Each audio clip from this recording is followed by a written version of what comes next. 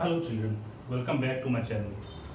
Today we will be continuing our discussion on Newton's laws, particularly Newton's second law of motion. If you haven't seen my previous videos on laws of motion, the links to my playlist on laws of motion is given in the description below. You may please refer to that. Now, what we had found in the previous video is that from Newton's second law of motion, this equation force, applied external unbalanced force was equal to mass times acceleration. Now, it so happens that in certain cases, we see that a huge amount of force is applied on an object for a very short period of time.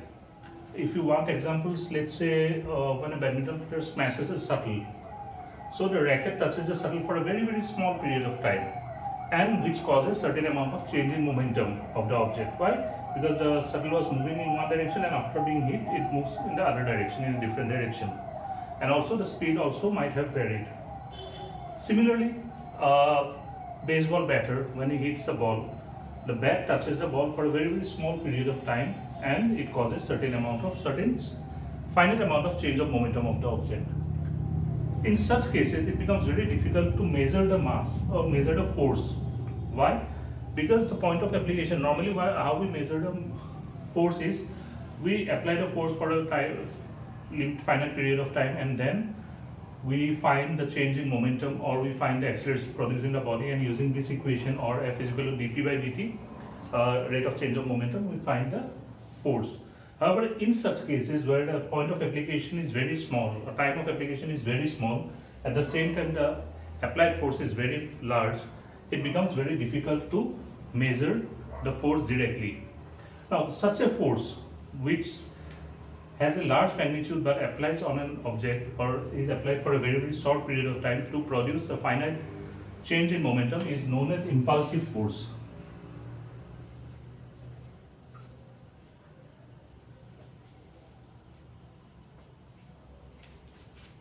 To measure such a force is very difficult. So what we need to do is that we have to find some other way of measuring that, and that is given by something known as impulse. Now, what is an impulse? Impulse of a force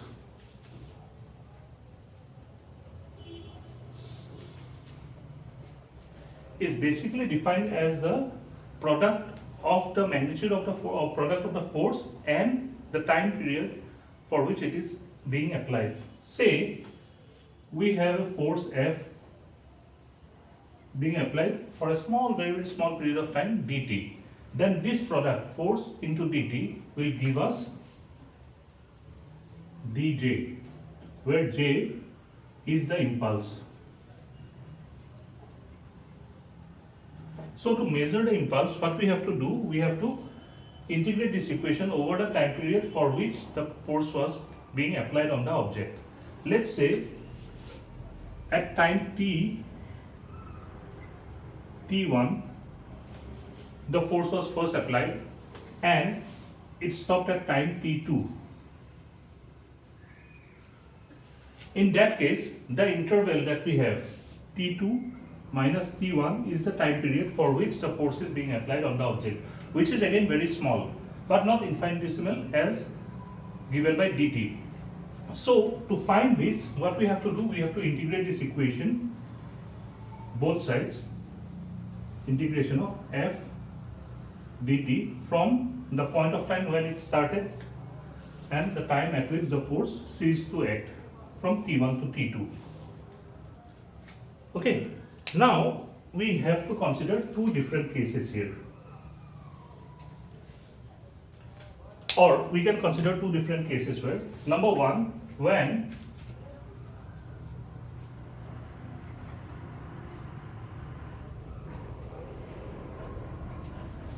the applied force is constant over the period of application, then what will be the impulse, number one.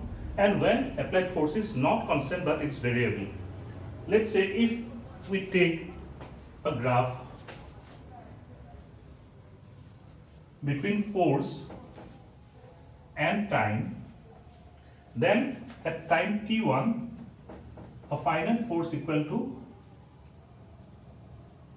F average was applied on the object or the particle, and at time t2 it ceased to act. Okay, so what is the net effect? So if I take this as constant, then in this integrand what we can do, j, which is equal to integration of dj, must be equal to, we can take this force, average force, out of the integrand because it's a constant, and we have to integrate from t1 to t2 of dt, which we know is equal to f average into t2 minus t1, because integration of dt is t, and so in the range t1 to t2 it will be t2 minus t1. Or we can say that j equals to average force multiplied by the time period t2 minus t1. Now if you look at the graph, what we have is that this length is t2 minus t1 or delta t, and this height is f average. So basically what it gives is that the area of the rectangle that is formed between the force and the time axis. So impulse is simply the area under the f versus t graph.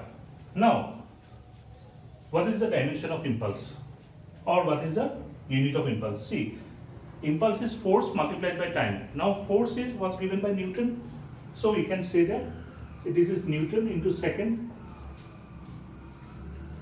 right? But Newton into second is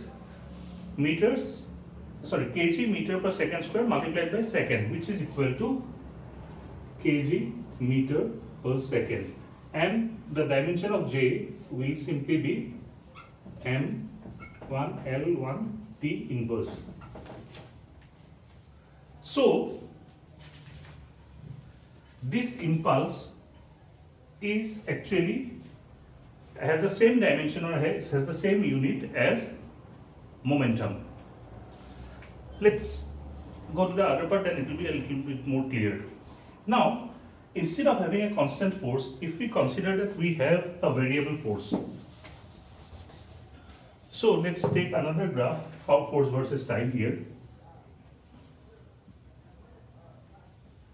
and let's say at time t1 a force started being applied on the object and it comes to 0 at time t2. Okay, so under this condition what will be the impulse?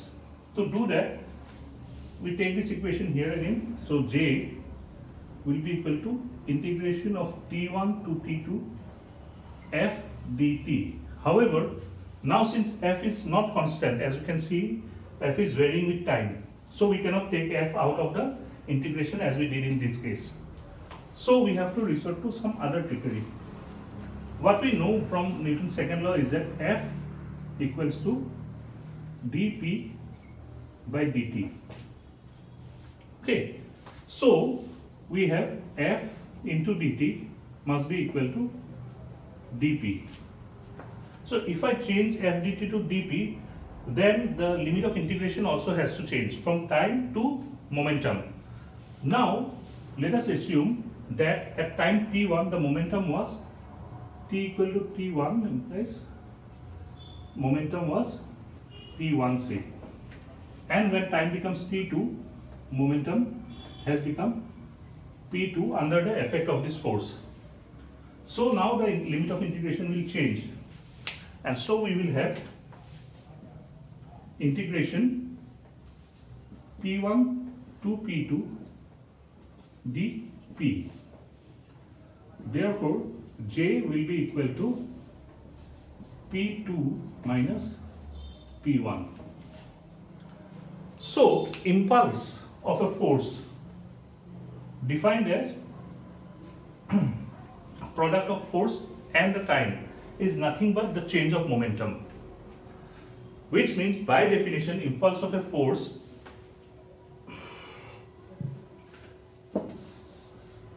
is equal to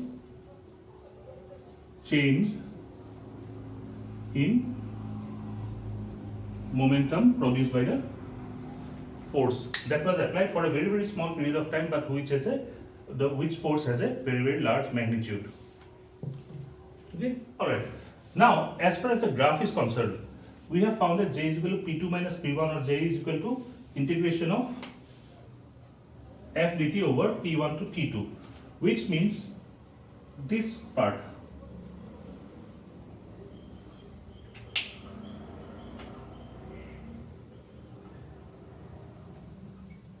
is integration f dt over T1 to T2.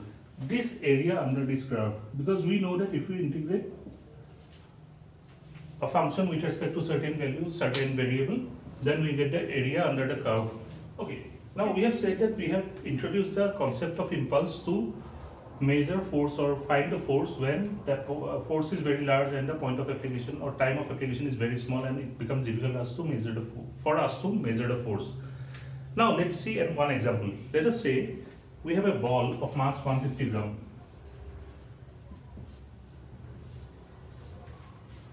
Moving towards you with certain velocity, say 15 meters per second.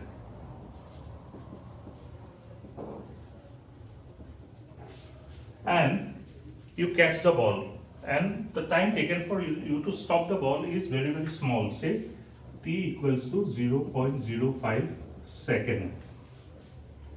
Then what is the average force exerted by you?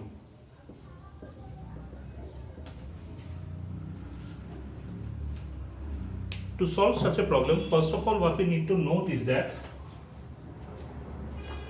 what has happened is that the ball or the object was having an initial momentum, which is given by m into u. And because after you have held the ball has stopped, the final momentum becomes 0, or the final velocity v of the ball will become 0. So the change of momentum, P final, because we always find the change from the final minus initial. P final minus P initial is equal to m into v minus m into u.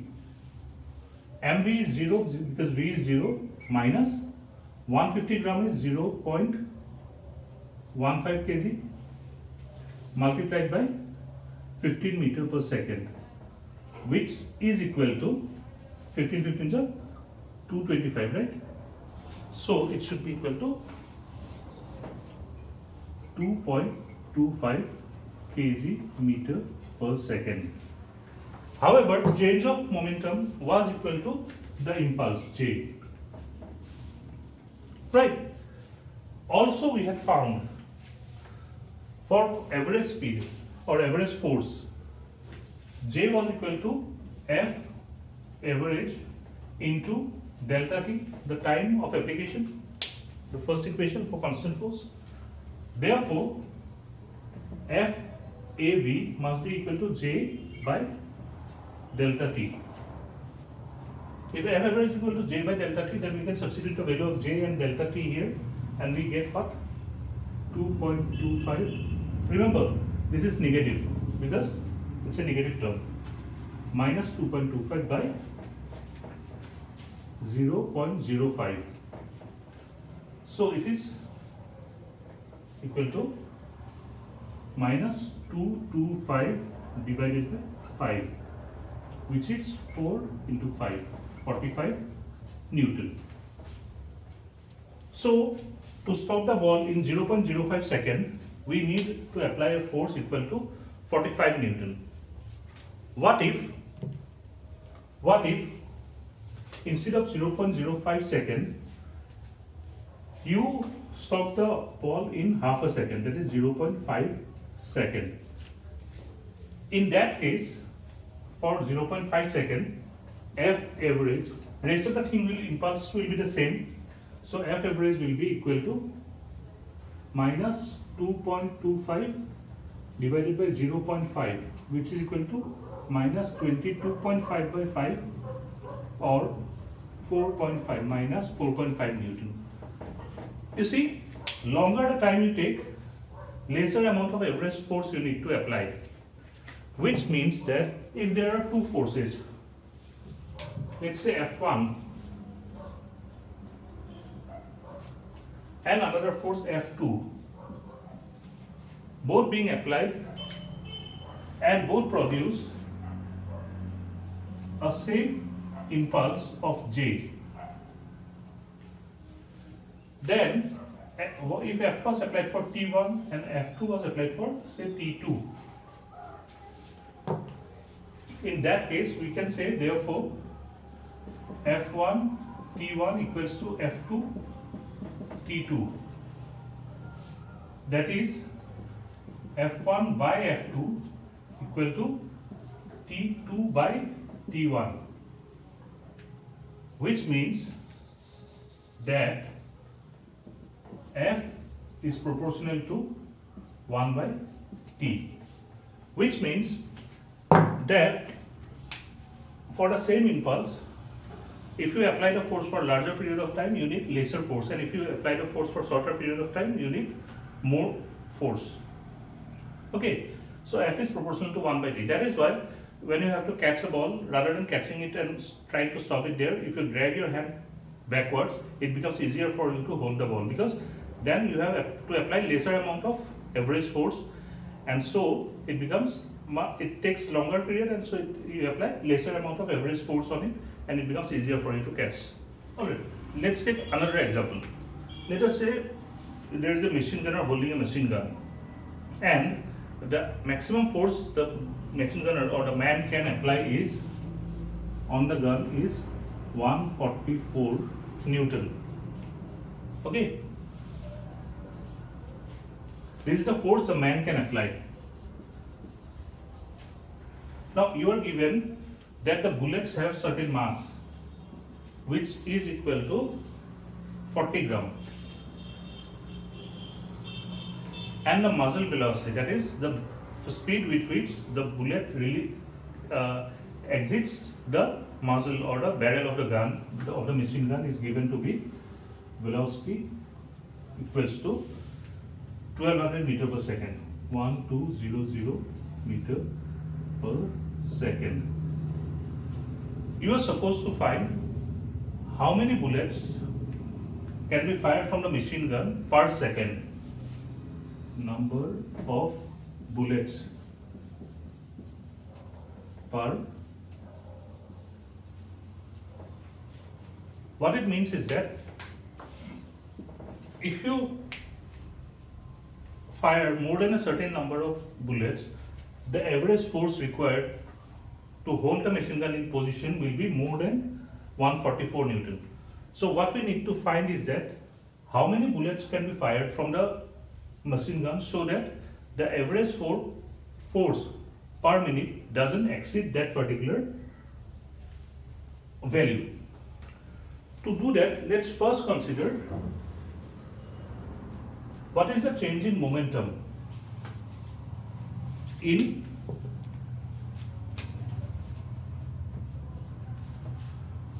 of the bullet. See, the bullet was inside the gun, it didn't have an initial velocity, it was 0. And when it's released out of the gun, it has a momentum m into v minus 0. Change in momentum is final minus initial, so it is mv minus 0, which should be equal to 1200 into 0.04, because 40 gram is 0.04 kg. Conversion of unit is very important. You never forget to do that while solving problems, which will be equal to 48, then 2 zeros will go, so 48 kg meter per second. Right. So this is for one bullet. Right. Let's say the man can hold the gun as long as the guns or we shoot n number of bullets per second. So if n number of bullets per second is fired, then the net change in momentum will be n into delta p, which is 48 into n. So this will be the change in momentum. But we know that this must be equal to F delta t equal to J equal to delta, say capital P, let's call this delta capital P, So J is equal to change in momentum and J is equal to F into delta T. So we can find that F into 1 second, that was the time delta T, must be equal to 48 M. However, F has already been given to you. F was equal to 144. So clearly N must be equal to 144 by 48, which is equal to 3. So the gunner can fire 3 bullets per second without losing control of the gun.